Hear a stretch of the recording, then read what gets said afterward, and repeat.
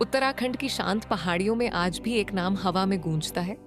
एक ऐसा नाम जिसने हजारों नहीं, लाखों जिंदगियों को अंधकार से प्रकाश की ओर मोड़ा। वो नाम है नीम करौली बाबा महाराज जी, जिन्हें लोग हनुमान जी का जीवित स्वरूप मानते थे। बाबा जी का जन्म लगभग 1900 ईस्वी के आसपास उत्तर प्रदेश के फिरोजाबाद जिले के अकबरपुर गांव में हुआ। बचपन में उनका नाम था लक्ष्मी नारायण शर्मा।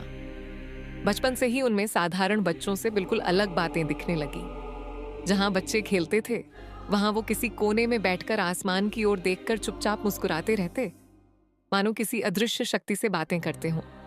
केवल 11 वर्ष की उम्र में ही उनका विवाह कर दिया गया। लेकिन बाबा जी को संसार में कोई आकर्षण नहीं था। विवाह के दूसरे ही दिन वे बिना किसी को कुछ बताए घर छोड़कर निकल पड़े भगवान हनुमान की खोज में।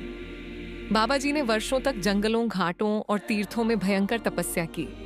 वे कहते थे, हनुमान जी ही मेरे गुरु हैं, वही मेरे भगवान हैं। उनकी भक्ति इतनी गहरी थी कि लोग मानने लगे कि वे स्वयं हनुमान जी की कृपा से चमत्कार करते हैं। एक दिन बाबा जी बिना टिकट ट्रेन में बैठ गए। टिकट चेकर ने उन्हें उतार दिया, लेकिन जैसे ही बाबा जी उतरे, ट्रेन चाहे कितनी भी कोशिश की गई, 1 इंच भी आगे नहीं बढ़ी। आखिर स्टेशन मास्टर घबराकर बोला, महाराज जी को वापस बुलाओ। जैसे ही बाबा जी ट्रेन में वापस बैठे, ट्रेन अपने आप चल पड़ी। तभी से उन्हें नीम करौली बाबा कहा जाने लगा। धीरे धीरे बाबा जी की महिमा देश विदेश में फैलने लगी। विदेश से लोग भारत आने लगे सिर्फ उनके दर्शन के लिए। Steve jobs, mark Zuckerberg, Ramdas जैसे लोग भी उनके चरणों में बैठे।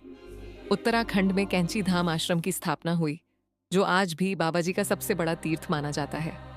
साल था 1973। 11 सितंबर की सुबह बाबा जी ने कहा, अब जाने का समय आ गया है, और कुछ ही देर में उन्होंने शरीर त्याग दिया।